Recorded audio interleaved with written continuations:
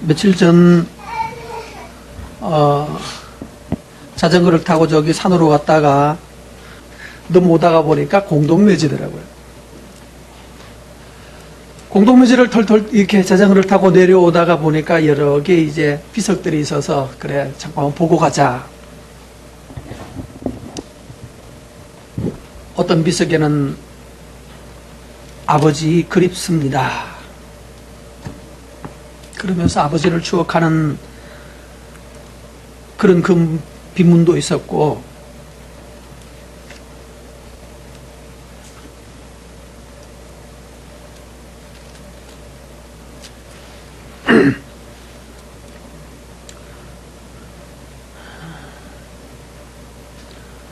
여러 개의 무덤들을 하나씩 다 지나가면서 비문을 읽고 이 사람은 어떤 사람이었을까?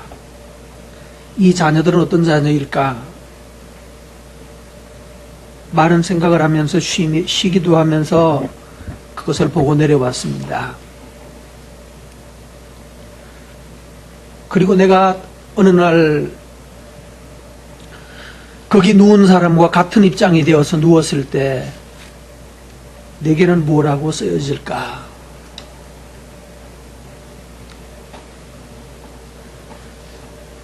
내 후손이 나를 기억하면서 우리가 당신의 뜻을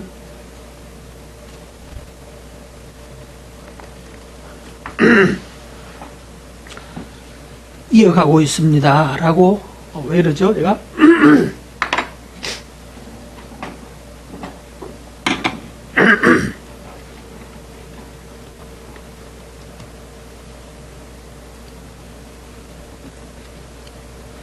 수많은 사람들이 살다가 죽어가고 자식을 남겨놓고 가는데 과연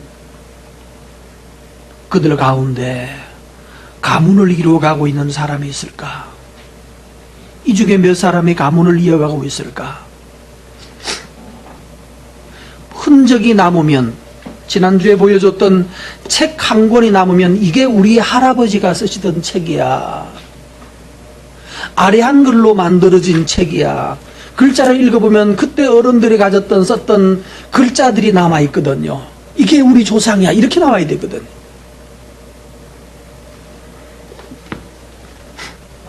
그런 면에서 조금 전에 말씀하셨던 집사님이 말씀하신 대로 자식들에게 남겨줄 것이 있어야 합니다. 우리는 남길 때 뭘 남기려고 하는가 하면 땅을 많이 해서 땅을 아들한테 남겨주면 될 거라고 땅을 남겨주려고 노력하고, 두 번째로는 재산을, 또 재산이겠죠? 재산을 남겨주려고 노력합니다. 근데 문제는 권력을 남겨줘도 며칠 안 가서 그것 때문에 뒤집어져서 죽어야 되고 사약을 받아야 되고, 재물을 많이 남겨주면 그 재물 때문에 어느 날 무슨 민중 무슨 반란이 죽창에 찔려서 죽었어야 하고요. 업적을 남겨놓으면 그 업적을 다음 사람은 엎어버립니다. 그러지 않던가요? 이명박 대통령이 잘해놓은 그 일을 그 다음 대통령 어떤 분 계시니까 그 다음 때는 바로 엎어버리잖아요. 앞에 분이 자기가 평생 사역으로 해서 마음 먹고 저기 뭐죠? 청계천 맞죠? 거기 청계천 맞죠?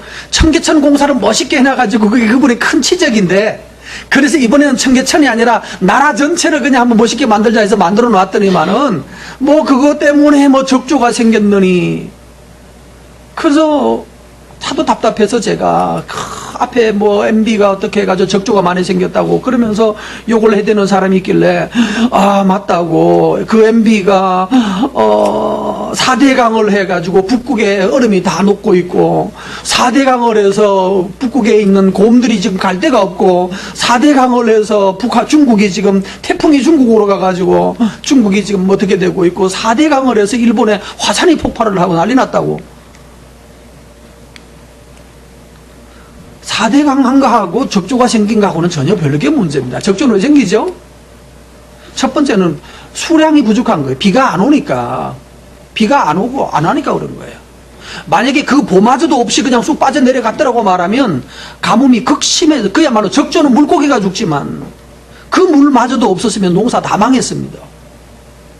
그나마 그물이라도 있었으니까 농사는 지어 먹었잖아요. 지을 수 있었죠. 물고기는 좀 죽었겠지만. 온도가 높아진 게 문제고 고온이 생긴 게 문제고 뭐 사상 최대로 지금 원래고 높았잖아요. 그 다음 대신에 비는 무지하게 안 오고 중부지방에 비가 좀 왔지만 남쪽에는 8월 15일 날 대구에 갔을 때 보니까 계곡에 물이 한 방울도 안 흐른다는 거예요.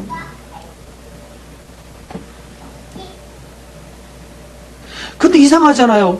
앞에 분은 정말로 뭐 그게 옳다 틀렸다를 지금 말하는 게 아닙니다. 정말로 혼신의 힘을 다해서 사대강을 뚫어가지고 어떻게 해서 멋있게 하겠다라고 해서 또 그렇게 뭐 나름대로 잘 만들어 놨더니만은 뒤에 온 사람은 그거 다 엎어버려가지고 이거는 뭐 부실공사였고 이거는 뭐 비리였고 뭐였고 그러면서 앞에 거 확 다 엎어버립니다. 그리고 그 다음 대통령이 되시는 어떤 박 선생님께서 또 지나가고 나면 또다시 그네를 타더니만은 나라가 그네에서 떨어졌다고 그러면서 또 이제 또 앞으로 한 5년 후 되면은 또 그네 때문에 제가 사람 말한 거 아니에요. 그냥 이렇게 타는 그네. 그것 때문에 또 뭐 어떻게 됐다라고 말해서 또다시 뒤엎으려고 그럴 거예요. 자, 제가 지금 말하는 것은요. 업적을 만들어 놓으면 반드시 뒤에 가면 반드시 뒤엎어버리는 놈이 나온단 말이에요. 아버지가 이만큼 올려놓은 밑에서는 자식은 밑에서 뿌리를 갉아먹어버려요. 그러니까 아버지가 나이가 들 때쯤 되면은 밑에 갉아먹은 뿌리 때문에 나무가 쓰러지게 만드는 거야. 아버지는 그거 올리려고 죽을 힘을 다해서 노력했는데 자식은 그거 밑에서부터 뿌리부터 갉아먹어서 뿌리부터 썩게 만들어서 넘어뜨리게 하는 것이 자식입니다. 그래서 필요한 것이 뭐예요? 지금 가문 10번째 가문 얘기를 하고 있습니다. 오늘 그래서 우리 삶에 필요한 것, 이제 그다 이상하게 자꾸 아무리 잘 세우려고 해도 자꾸 무너지려고 하는 기억량들이 생긴다는 거예요. 뿌리를 자꾸 썩게 하는 일들이 자꾸 생긴다는 거예요. 우리 가문을, 우리 집안을 파괴시키려고 하는 노력들이 끊임없이 달라붙는다는 거예요. 더더욱이 하나님을 경외하는 사람들은 무너뜨려놔야 사탄 입장에서는 자랑거리가 생기는 거예요. 봐라 저 인간들, 예수 믿는다고 하던 저 인간들 이렇게 더럽게 무너졌지 않느냐, 이래도 예수 믿을래 라고 말하면서 샘플로 사용하기 위해서 마귀는 더더욱 달라붙어서 여러분의 자식들을 갉아먹으려고 노력하고 여러분의 인생을 갉아먹어서 그동안 했던 모든 아름다웠던 것들을 뒤엎으려고 노력할 것입니다. 여러분, 이런 면에서 사탄이 여러분을 끊임없이 나 개인을, 우리 가정을, 우리 가문을, 교회를 뿌리부터 썩게 만들어가지고 뒤집으려고 노력하는 것을 깨닫고 이 속임수에 빠져들어서 여러분이 평생에 쌓아올린 어떤 업적들을 뒤엎어버리는 이런 불상사가 여러분 가정에는 일어나지 않기를 바랍니다.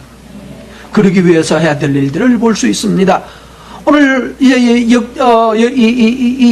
명문가로 마치려고 합니다. 역대기를 지금 하고 있는데 이 역대기를 읽으면 결국은 뭐가 보이는가 하면 열왕이 아니고 역대기입니다. 열왕이라고 적혀있네요. 주보에. 열왕이 아니고 역대하입니다. 대하라고 적어야 되는데 잘못 적었네요. 역대하 1장부터 9장에는 솔로몬 얘기가 나와요. 솔로몬 얘기가 길게 나옵니다. 역대 상위는 다윗 얘기입니다. 다윗 얘기가 길어요. 그 다음에 역대하로 넘으면 1장부터 9장까지가 솔로몬 얘기입니다. 솔로몬 얘기는 이미 너무 많이 지나갔으니까 하지 말고, 그 다음에 두 번째로 많은 비중을 차지하는 사람이 누굴까요? 히스기야예요. 히스기야는 29, 30, 31, 32장까지. 이 사람도 엄청 가장 많은, 솔로몬 다음으로 많은 기록이 되어 있어요. 보통 어지간한 왕은 많아야 그냥 한 장이고 어떤 사람은 몇 줄로 지나가 버리고 끝이 나 버렸습니다. 그만큼 이 히스기야는 다윗 왕가를 한편에 일으켰다는 거예요. 다시 중흥시켰는데 기여한 거예요.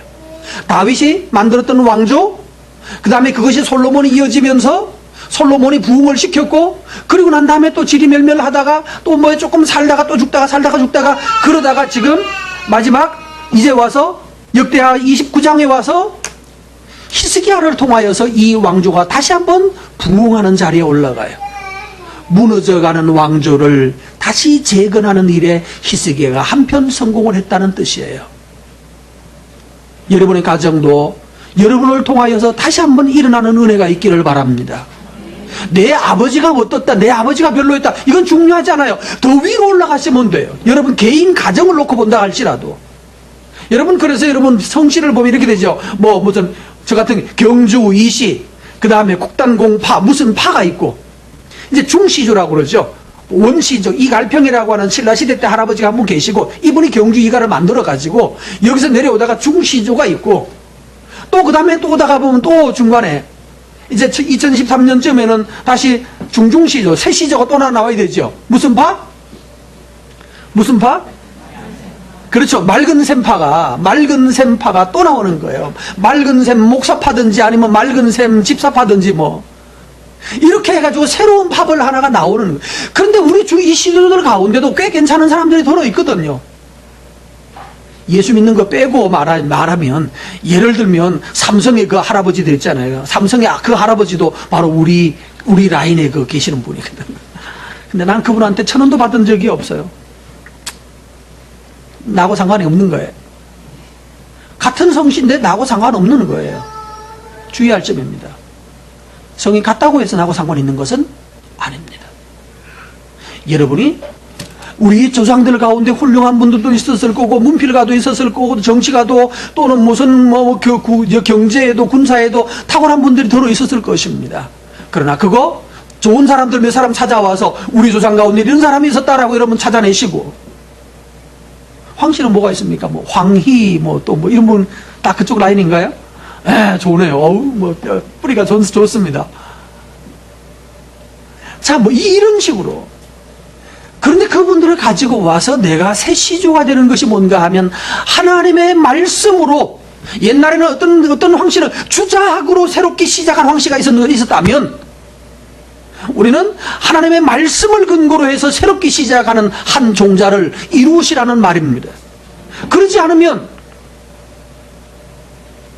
다시 돌아가서 그러면 어떻게 하면 이 히스기야처럼 다시 중시조가 돼서 다시 한번 가문을 부흥시킬 수 있는가, 그 원인을 말합니다. 29장에 나와 있습니다. 빨리 진행해서 설명을 하면, 29장에는 이 히스기야가 한 일이 뭔가 하면 예배를 회복했어요.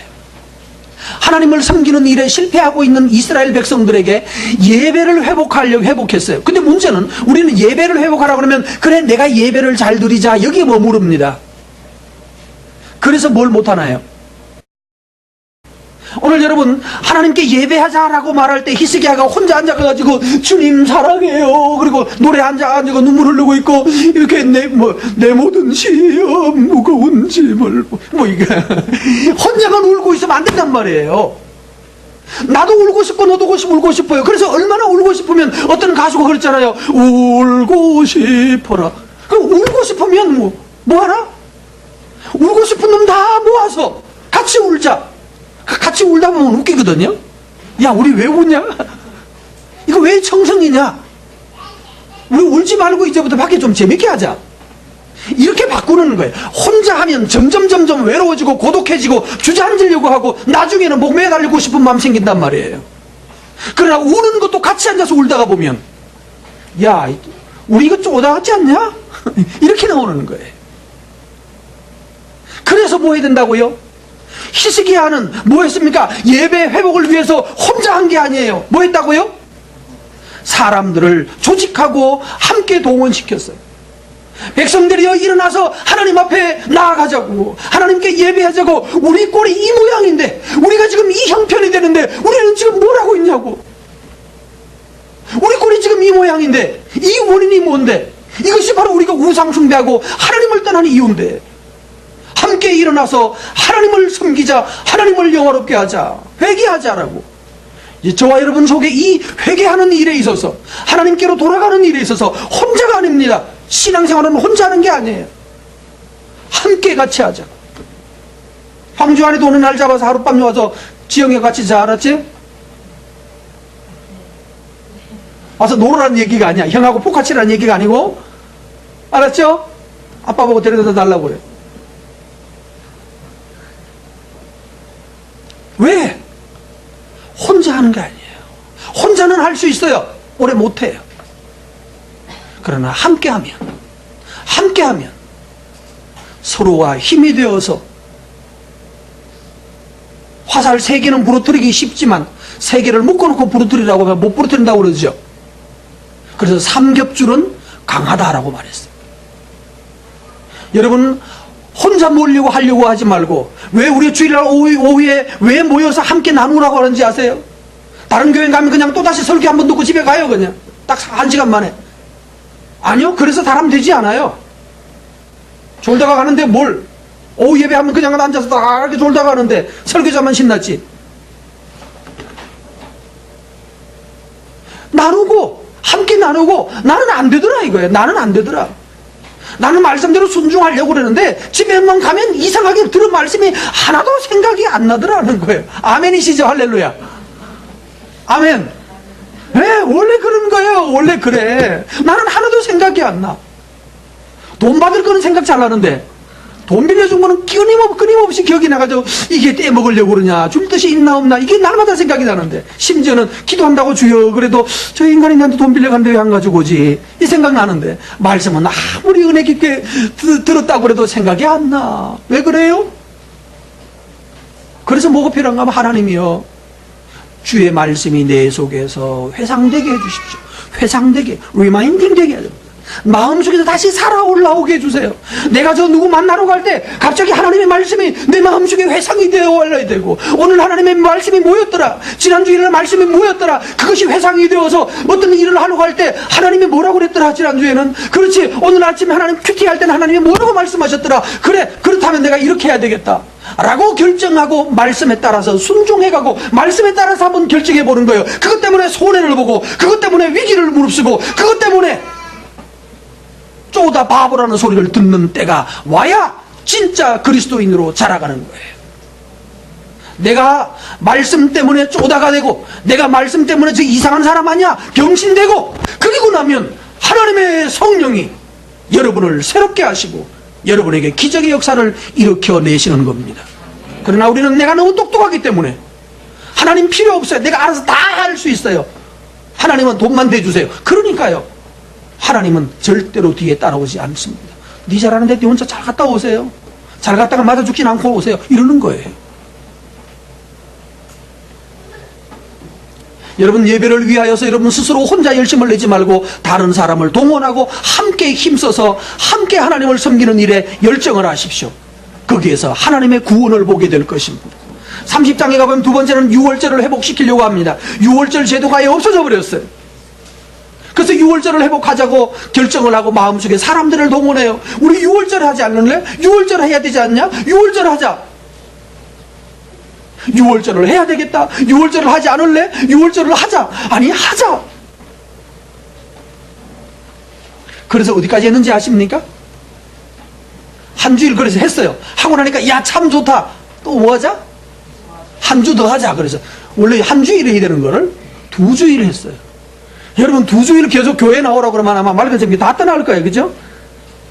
오늘 설교, 오늘 말씀이 참 즐거운데 기쁜데, 하나님 말씀 듣는 거 오늘 12시에 한 이제 예배 끝나고 밥 먹고 난 다음에 목사님 입으로 그냥 2시부터 그냥 나눔하지 말고 한 4시까지 한번 다시 한번 좀 더 해주세요.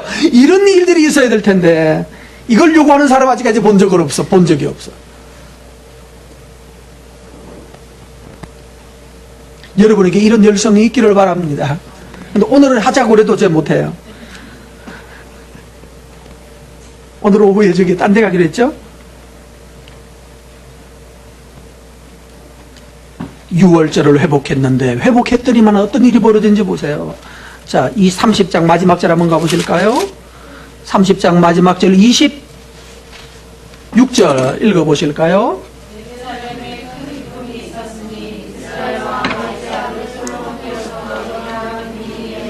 예, 기쁨이 언제로 돌아갔습니까?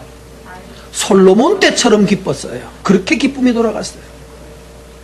하나님께 여러분 예배를 하고 하나님께 유월절을 자원해서 드리고 이랬을 때 하나님께서 뭘 주시는가 하면 솔로몬 때처럼 그때의 영광을, 그때의 즐거움을 회복시켜 주셔요. 갑자기 뭐로 돌아가는가 하면 옛날로 확 돌아가는 거예요. 신혼의 즐거움으로 확 돌아가기를 바랍니다. 여러분, 별로 아멘 안 하네. 그냥 노년의 이혼에 말이 이상한데 뭐라고 그러더라? 그게 실버 이혼인가? 뭐 말이 있던데? 황혼이혼의 은혜가 있기를 바랍니다. 그러면 어떤 사람이 어떤 아줌마가 동창회를 갔대요. 동창회를 갔더니만은 또 씩씩거리고 돌아온 거야. 남편이 눈치를 싹 보다가 보니까 이 여자가 또다시, 야 여보, 누가 또 뭐 명품 가방 사줬어? 누가 또 진급했어? 아니야 다 아니래. 이게 도대체 뭐지? 이제 남편이 안절부절하는 거야. 뭐 때문이야? 복 없는 년은 남편 있는 건 아직 나밖에 없어. 이제 남편 있는 건 나밖에 없대. 이제는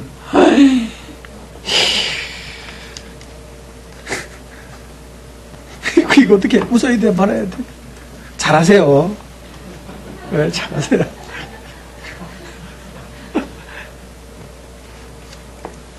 만들어낸 얘기겠죠? 만들어낸 얘기인 줄로 믿고 우리 그냥 안심합시다. 그러나 긴장은 좀 해야 될 거예요. 예, 이런 말이 나왔다는 것 자체가 벌써 심상치 않은 거야, 이거.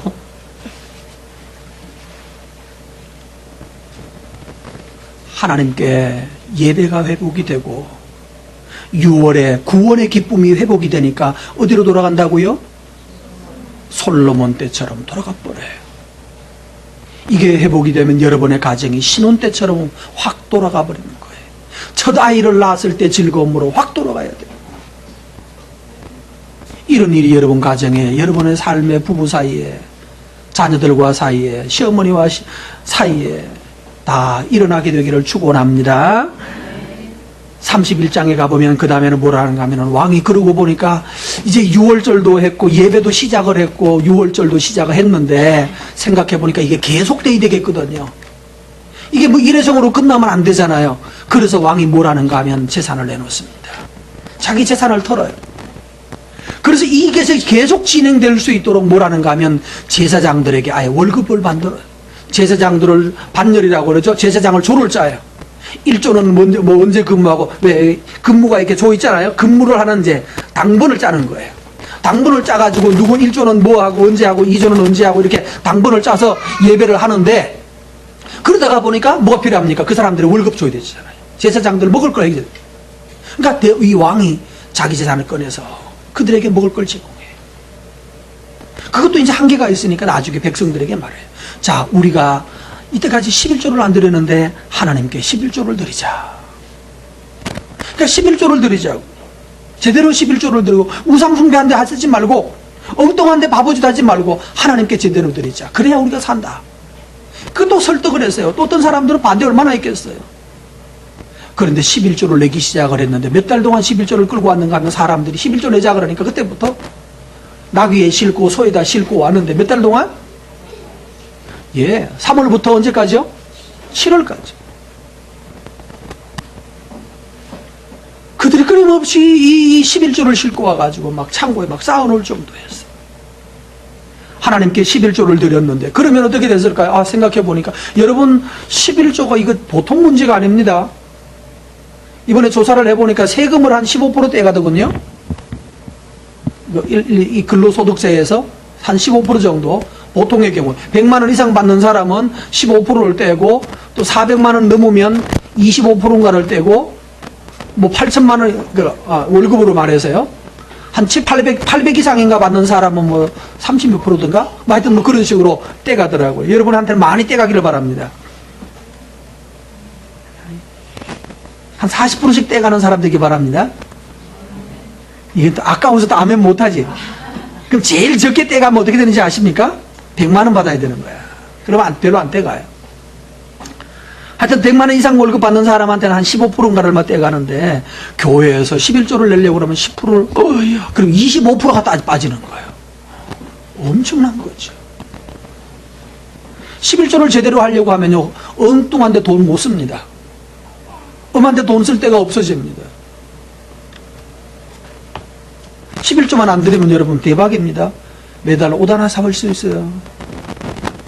여러분 계산해보고 아까우거든 그렇게 그쪽으로 선택하셔도 되긴 됩니다만은 그러나 이들이 11조를 드렸을 때에 그 다음에 뭐가 다가오는지 아세요? 하나님이 큰 복을 주셨겠죠. 11조를 보면 뭐 흔들어 넘치도록 복 준다고 그런 말 나오잖아요. 복 받았겠죠? 32장 가보세요. 복 받나? 그래서 항상 이게 목사는 사기꾼이라니까요. 32장에 가보시면 그들이 복을 받는 게 아닙니다. 32장 1절 읽습니다. 이 모든 충성된 일을 한 후에 아수르 왕 산헤립이 유다에 들어와서 견고한 성읍을 향하여 진을 치고 쳐서 점령하고자 한지라. 히스기야가 산헤립이 예루살렘을 치러 온 것을 보고, 자, 여기 지금 아수르라는 말, 이 세계사에서 아시리아입니다. 아시리아 제국 있죠. 아시리아 제국, 그 다음에 뭐죠? 바벨론 제국. 이렇게 가는 거예요. 페르시아, 로마 이렇게 하는데, 그 어마어마한 아시리아 제국이 여기까지 이스라엘에 와가지고 예루살렘에 와서 예루살렘을 포위하고 까불지 말고 손들고 나와 그러는 거예요. 아니 32장 1절에 보면 참 재미있는 표현이 있어요. 이 모든 충성된 일을 한 후에, 하나님에게 이렇게 충성하고 이렇게 돈 바치고 노력 바치고 예배하고 이렇게 했으면 뭐가 와야 됩니까? 어느 날 아침에 주여 그리고 기분 아침에 딱 나갔더니만은 하늘에서 뭐가 떨어져야 됩니까?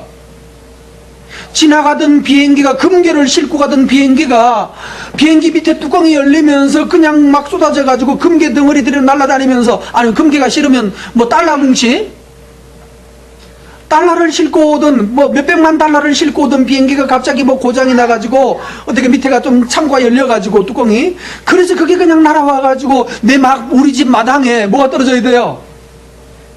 100달러짜리 뭉치들이 그냥 막 수르륵 이렇게 떨어져 있고, 그래서 그거 주워가가지고 뭐 이래야 되는 거 아닙니까? 여러분 집엔 그런 일이 있기를 바랍니다. 이렇게 아멘을 해야 될지 말아야 될지. 나도 우리 집 앞에 그런 일이 있었으면 좋겠어. 아니면 내가 산에 어디 자전거 타고 어디 가는데 갑자기 뭐 위에서 꽝 하더니만 떨어졌는데 뭐 박심하는 게 툭 떨어져. 보니까 비행기가 지나가는데 비행기가 뭐 하나 떨어뜨리고 왔어. 뚜껑을 열었더니만 그게 뭐가 있었으면 좋겠어요? 뭐가 있었으면 좋겠어요? 현금? 현금보다 더 센 건 없을까요? 다이아몬드 뭐 이런 거,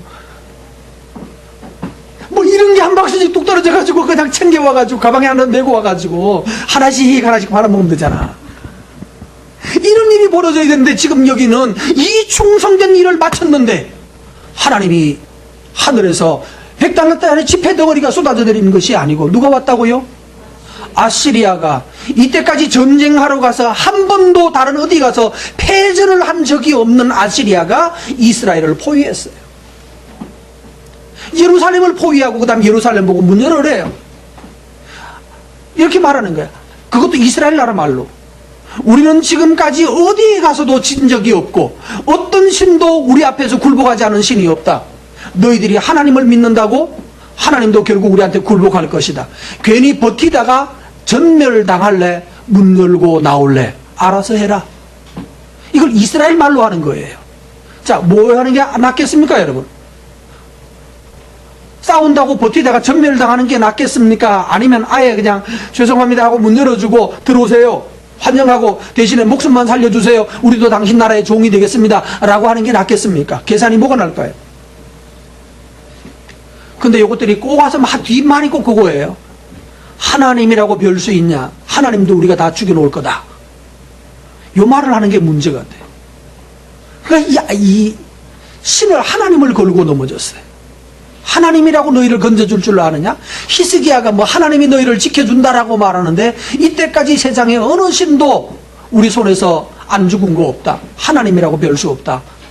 너희들이 하나님 믿는다고 까불지 말고 죽기 싫으면 빨리 문 열고 나오라고 그렇게 협박하고 있었어요.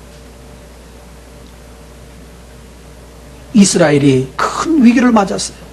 예배도 잘 드렸고 11조도 했고 뭐 제사도 하나님께 예배도 이제 정상적으로 잘 돌아가고 그래서 이제 참 우리가 기쁘다 그랬는데 그거는 잠시고, 예배의 즐거움은 잠시고 나라가 죽느냐 사느냐라고 하는 큰 위기에 빠졌어요. 이때 그들이 결단을 했어야 돼요. 하나님을 능욕하고 있는 이 사람들 앞에 어떻게 할 것인가. 근데 어떤 일이 벌어진지 아십니까? 선지자가 와서 왕이여 백성들이여 하나님을 욕하고 모욕하는 저 사람들을 두려워하지 마십시오. 하나님이 당신들에게 승리를 주실 겁니다. 백성들 입장에서는 참 좋은 말이죠, 그죠? 그런데 아무리 계산해도 우리가 저 사람들을 이길 방법이 없어요. 그랬는데 결론을 말씀드리면 어떤 일이 벌어졌나 하면 다음날 아침에 가서 보니까 아침에 이렇게 해 떠서 보니까 잠잠한 거예요. 왜지? 정탐꾼을 보냈습니다. 어떤 일이 벌어진지 아세요? 아수르 대군이 그냥 다 죽어 있었습니다. 밤사이에 다 죽어 있었습니다. 성경에는 여호와의 사자가 치심해 이렇게 돼 있어요. 천사들이 가서 공격을 해버렸어요. 어떻게 공격했냐고요? 몰라요. 뭐 천사들한테 물어봐야 되는데 천사한테 어떻게 했는지 몰라요. 그런데 학자들은 이렇게 표현을 해요. 그들이 다 패스트나 전염병에 걸렸을 것이다.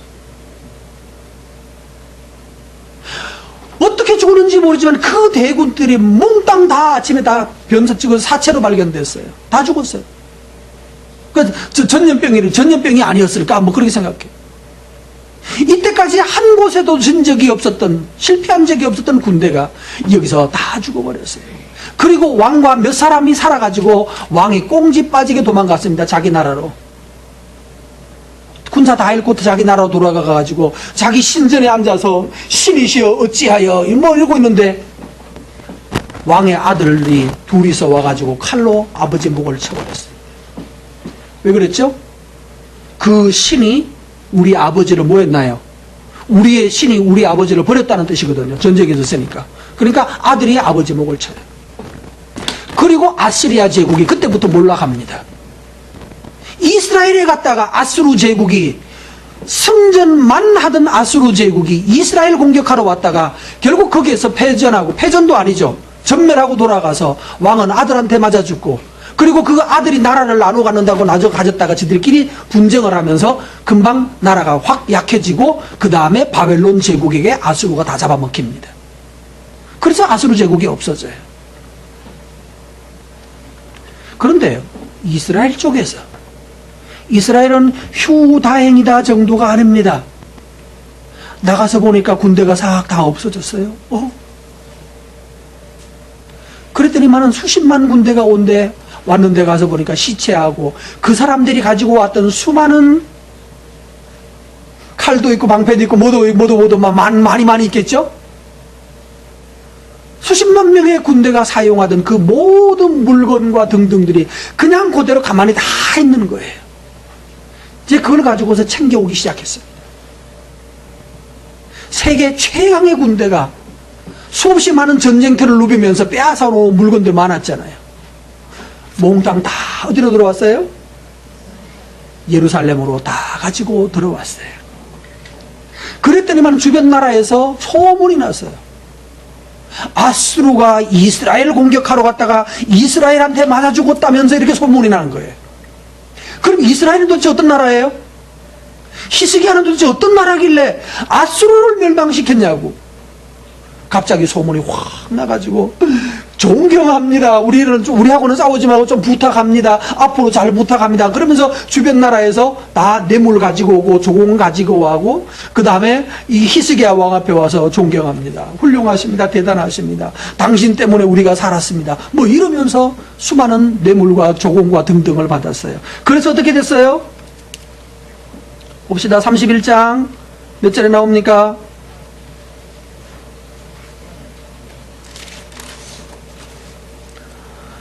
어디 적어놨잖아요. 32장 23절. 32장 23절 읽습니다.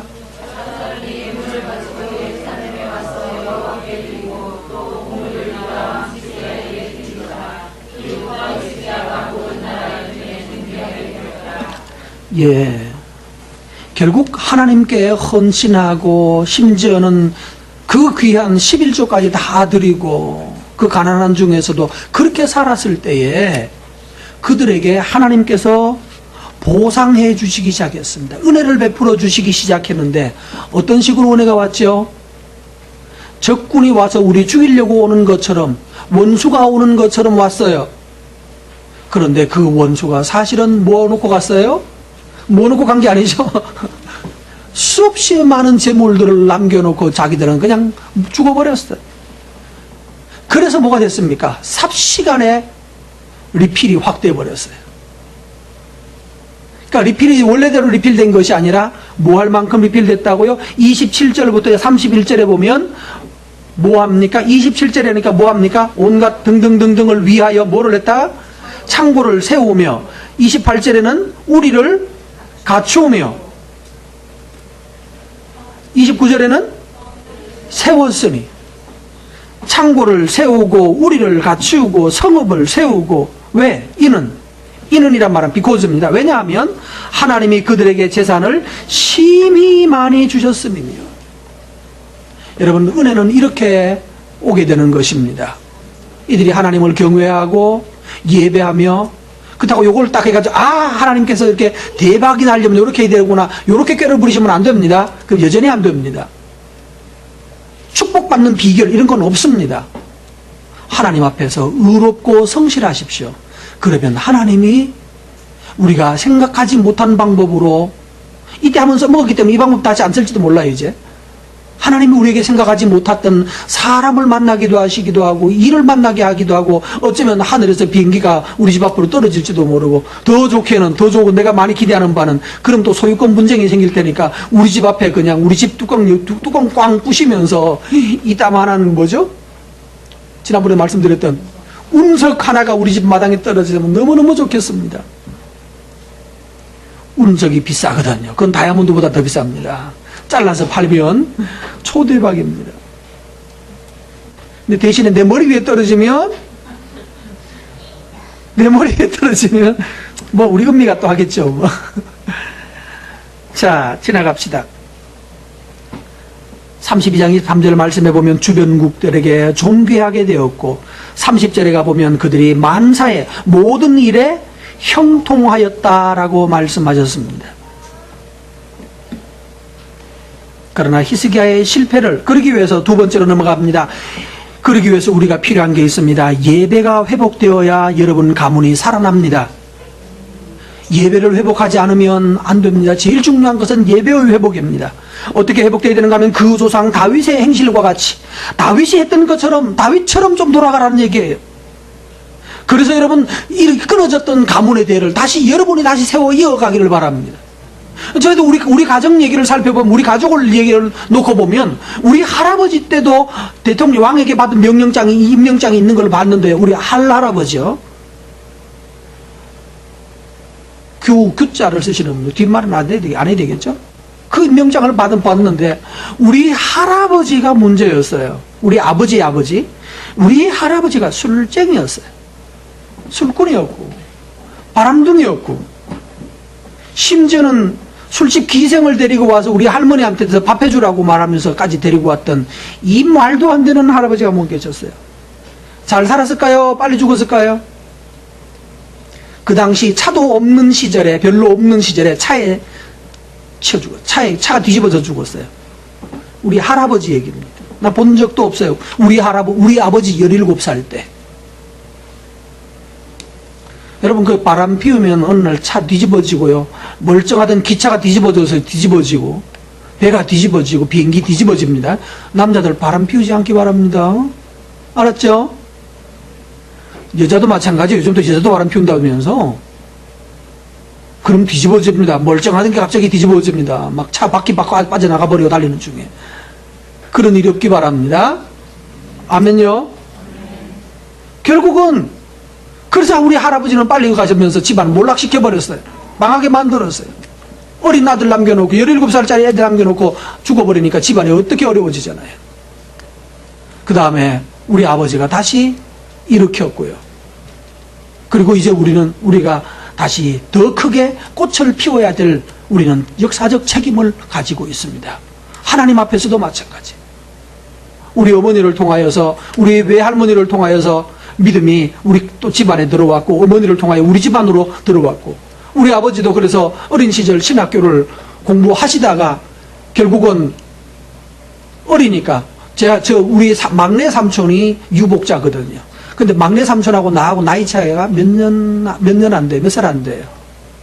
그러니까 우리 아버지가 결혼을 좀 일찍 하셨고, 우리 막내 삼촌은 유복자였고, 그러다가 보니까 나랑 차이가 몇 년 차이 안 나는데,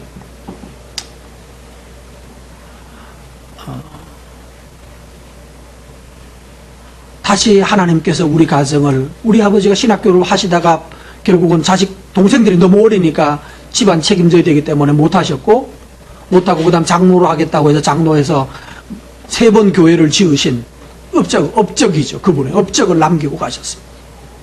그리고 자식들이 하나님 앞에서 지금 우리가 이렇게 살고 있고, 우리 외할머니, 외갓집은 선교사가 와서 주재하던 집안이었습니다. 근데 그 집에도 복이 그쪽으로는, 그쪽 라인으로 못 가고 저에게로, 우리 집안으로 왔어요. 여러분에게 권합니다. 하나님을 경외하여 섬겼던 충성됨이 그 자녀들을 복된 길로 가게 하는 줄로 아시기 바랍니다. 그래서 여러분 가정에서 이 일을 위하여 충성하십시오. 가문의 대를 이어가란 말입니다. 여러분이 어느 쪽에다 누구에다가 갖다 붙이든지, 여러분의 친정이든지 시집이든지 어느 쪽으로 가든지, 여러분의 믿음의 가문, 믿음의 뿌리가, 살아있는 뿌리가 어느 쪽인지 알아내서 그쪽에다가 뿌리를 넣고, 그 다음부터 여러분이 그 뿌리를 살려가지고 큰 나무로 살려내시라는 말이에요. 이 나무 이름 모르겠습니다만, 이 나무 뭐 해서 붙이면 뭐 해서 이렇게 뿌리나게 합니까? 뭐 해서 뿌리나게 합니까, 이거? 원래 씨앗 심는 겁니까? 아니죠? 모르십니까? 농대 졸업하신 분이 모르시면 어떡해. 뭐 하죠, 이거? 꺾고지 하잖아요. 잘라가지고 모래에다가 뿌리놓으면 뿌리 나죠, 이거?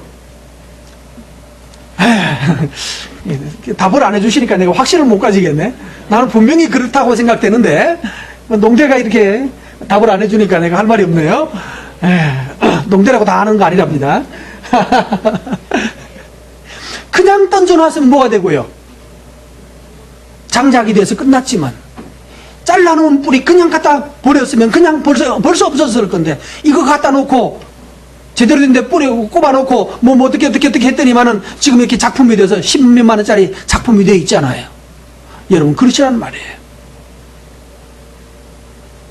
과거에 있는 어떤 끈이, 믿음의 끈을 여러분에게 연결시키고, 그리고 그 연결시킨 것을 이제는 제대로 한번 뿌리 박아가지고 제대로 된 작품 나오도록 해서 여러분 가정에 가치 있는 작품이 나와야 될 줄로 압니다. 그 일에 여러분이 앞서십시오. 그 일에 여러분이 헌신하시란 말이에요. 그래서 여호와 보시기에 정직하게 하고 여호와의 성전에 헌신하십시오.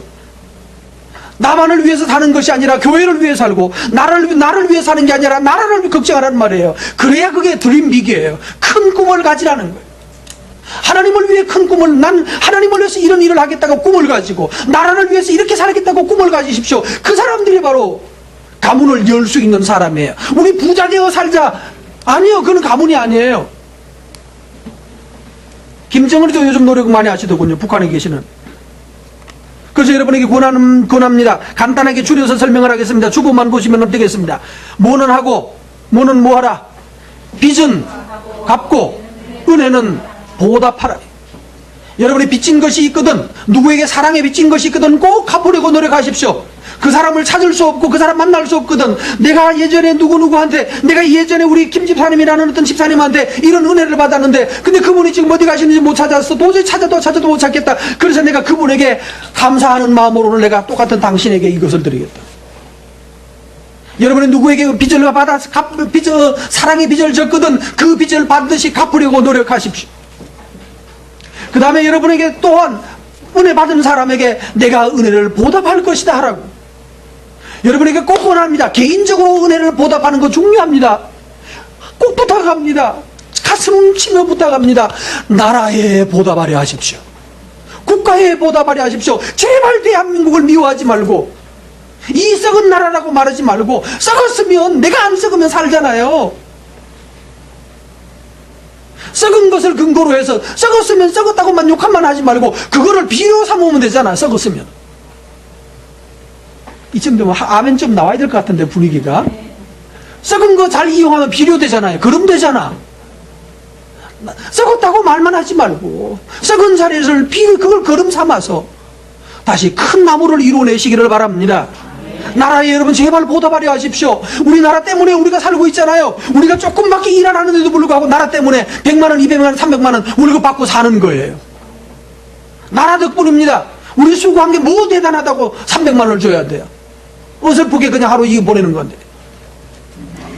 나라가 나쁘면 그거보다 10배, 20배 더 일을 해도 10달러를 받지 못합니다. 아시잖아요. 나라 덕인 줄 알고 나라에 기여하려고 하고요. 국가 공돈 빼먹으려고 노력하지 않기를 바랍니다. 정말 다시 할까요? 나라 돈은 눈문 돈이라고 말하면서 요리조리 빼먹으려고 노력하지 않기 바라요. 불법한 방법으로 빼먹으려고 하지 않기 바랍니다. 온데 사방에서 국가 돈을 그냥 몰래 거짓말하고 사기 조작하고 해서 요리조리 빼먹으려고 노력하는 사람들이 너무너무 많아요. 믿는 사람들은 그렇게 하지 않기 바랍니다. 어떤 분이 그렇게 말하더군요. 저한테 차를 좀 이렇게 다시 페인트를 다시 칠하고 슬쩍이 긁으래요. 가서 그리고 보험 처리하래요. 좋은 방법이죠. 할렐루야. 그러면 보험 처리하면 얼마 안 된대요. 그 방법도 있는데 그래서 뭐라고 그랬을까요? 불의한 방법이다. 좀 불의한 방법이에요. 그냥 참 타면 되지 뭘. 페인트 안 칠하고 그냥 타면 되지. 그럴 땐 그 일부러 저기 긁어가지고 이건 이제 분명히 설교 들을 거예요. 본인이 이제. 불의한 방법으로 하려고 하지 마세요. 이렇게 하면 돈 더 버는 거니까 내 돈 덜 나가는 방법 있을지라도 세금 좀 이렇게 몰래 빼먹는 방법이 있을지라도 그 방법으로 하려고 하지 말고 세금 더 많이 내시기를 바라고 여러분 한 40%씩 세금 내는 사람 되기를 축원합니다. 이번에 알아들었네. 40% 세금 내면 여러분 한번 다시 할까요? 잘못한 거죠. 축원이란 말이에요. 그냥 얼떨결에 한 거죠. 40% 세금 내시기를 바랍니다. 진짜입니까? 낼 뜻이 있어요? 40%? 40% 내는 여러분 되시기 바랍니다. 진짜로 그러기 바랍니다. 그래야 우리 맑은샘 교회도 우리는 40%도 내는 사람이 있어. 이거 좀 자랑할 거 아니야, 목사가. 안 그래요? 우리는 다 세금 면세받는 사람들이야. 그러면 뭐야, 그럼 우리는? 우리는 재산세 내는 사람 하나도 없어. 그러면 웃기는 거거든요. 여러분 재산세 많이 내시기 바랍니다. 한 달에 재산세 낼 때마다 한 1,000만 원씩 내고 막 그러시기를 축원합니다. 또 한 번 할까요? 이 말 나온 김에 상속세 한 50억씩 내고 예? 동의하시면 크게 아멘. 예. 여러분이 낼 세금이 없으면 여러분 자식들은 상속세 50억씩 100억씩 내게 되기를 바랍니다. 그래야 무슨 저 시골에다가 아니면 저 아프리카 어느 나라에 교회라도 한 10개 짓고 그러지. 평생 세금 낸 적이 없는 사람이 어떻게 저 아프리카에 교회를 세워? 상속세 50억 아멘. 예. 그 상속세 50억도 면세받는 방법도 있습니다. 아프리카에 교회 지었어요. NGO 단체를 통해서, 그때는 NGO라고 그러면 되거든. 선교 단체를 통하여서 저기 교회 세우는데 40억 넣었어요. 그러면요. 면세 처리됩니다. 그러면 세금도 낸 것도 되고 환불 받으면 다시 수입되고 또 그거 가지고 다시 또 교회 또 지으면 또 뭐 되고. 이거 참 우리나라 참 좋죠? 50억에 동의하시면 다시 한번 아멘 하십시오. 여기 돈독이 올라서 아멘 하는 거지 정말 주를 위해서 아멘 하는 건지 정말 확인해보고 싶습니다만 지금 시간이 없어서 제가 한번 얘기를 드리려고 합니다. 지금 녹음을 해놓은 게 있습니다. 허세 부리지 말자는 거예요. 우리나라는 허세가 너무 심합니다. 제가 그래서 조금 전에 예배하러 오기 전에 검색했어요. 그 제목이 뭔지. 요즘 광고에 보면은 뭐는 어떻게 한다고 그러면 올레? 아니야, 올레가 아닌데 뭐더라? 리얼리 하는 그거 있죠. 그 두 아저씨가 나와가지고 아줌마 아저씨가 나와가지고 뭐라고 그러면은 그러다가 이거 2배야 그러면 리얼리 이러면서 이렇게 하는 그 드라마가 금나라와 금나와라 뚝딱이더군요. 거기에서 여러분 거기 사는 사람들이 바로 중산층이라는 사람들. 중산층이 데이터 2배 준다고 그렇게 방방 떠서 좋아하면 부자다 아니다? 에? 부자 아니죠? 진짜 부자면 그게 지금보다 핸드폰 요금이 2배가 되든 3배가 되든 상관없이 그냥 사는 거지. 그게 부자지. 그거는 문제도 안 돼야 되는데 데이터 2배 그냥 쭉 이어서 말할게요. 상류를 지향하면서 목이 빠진 중류, 중산층. 여러분, 중산층이라는 거, 중심을 잃은 층이 중산층일 수도 있어요. 마음은 상류에 가 있는데 실제로는 안 따라줘서 늘 목만 상류 쪽으로 올려놓고 밑에는 아닌 이 사람들을 중산층이라고 비꼬아서 하는 말입니다. 중산층 되거나 상류층 되는 거 열망하지 마십시오. 그러다가 보니까 대도 않는 가방, 가짜 명품 가방 들고 살아야 되고 그것도 사기 당해가지고 또 아니면 몇 달 동안 무슨 알바 해가지고 이거 뭐 몇백만 원짜리야라고 그거 들고 다니면서 지난주에 말했던 대로 비 오면 이거 하고 하는 게 아니라 가슴에 품고 이래가지고 뛰어다니는 이거는 아무리 명품 가방을 들고 있어도 누가 명품이 아니다? 이게 명품이 아닐 거예요. 이건 상관없는 거예요. 2만 원짜리 들고 다니면 어때요? 좀 이런 배짱 가지기를 바랍니다. 이제는 설교는 다 끝냈습니다. 제가 지금 너무나 놀라운 사람 얘기를 들어가지고 녹음을 해놨는데요. 조금 전에도 예배하기 전에 다시 한 번 더 확인했습니다. 우리나라 경성교대 1호로 졸업한, 1회생으로 졸업하신 광산 김씨. 전라도 계시는 분입니다. 광산 김씨 어느 집안에, 그분이 뭔가요? 교육감도 하셨고, 꽤 괜찮은 집안 같아요. 근데 그분이 얼마나 알뜰한지.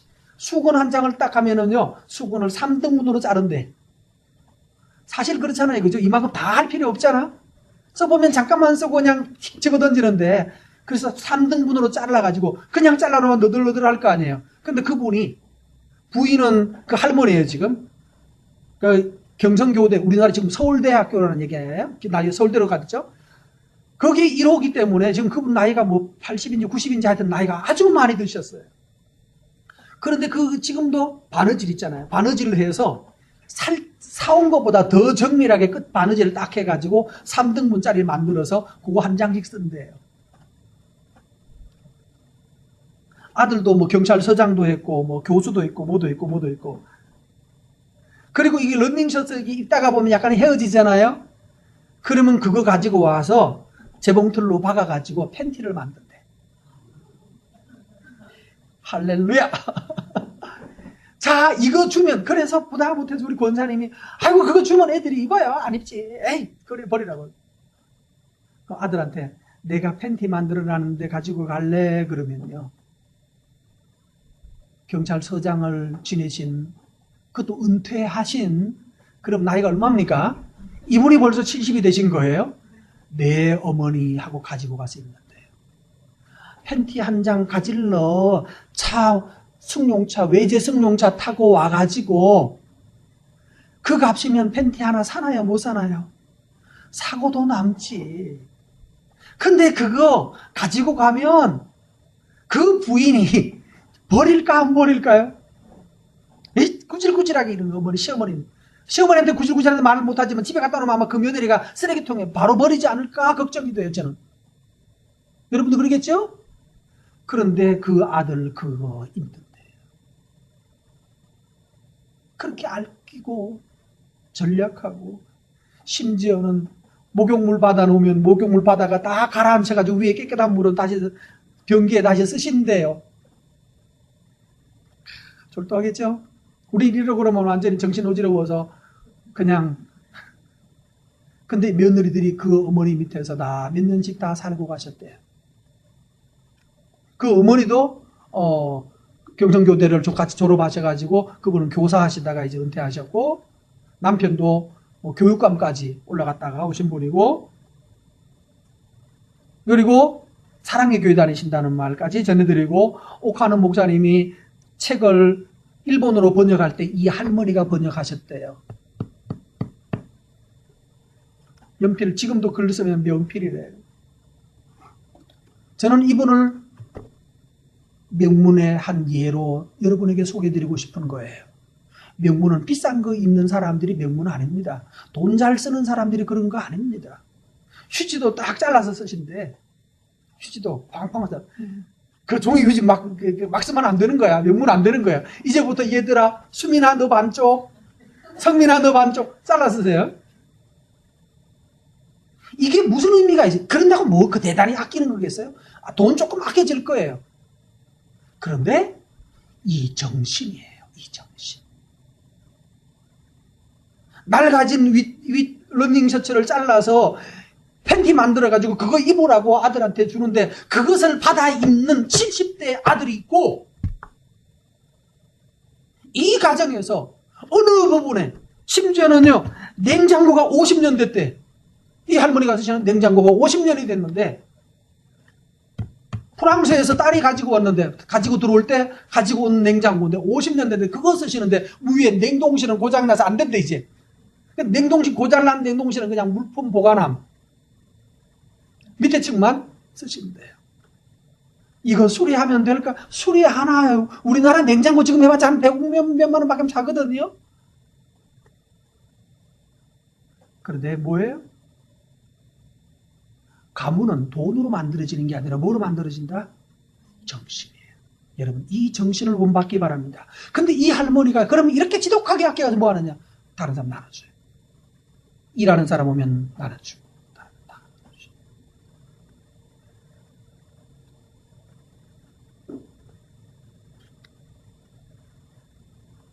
하나만 더 얘기해 줄까요?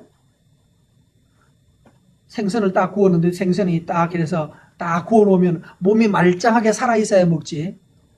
이렇게 껍질이 이렇게 눌어붙어가지고 뭐 떨어지고 이렇게 살갗 떨어지고 그런 거면 그러면 안 먹는데요. 얘가 점잖지 못해서 못 먹는데. 여러분 앞으로 생선도 점잖은 생선만 드시기 바랍니다. 이게 뭐가 있어서 그런 거예요?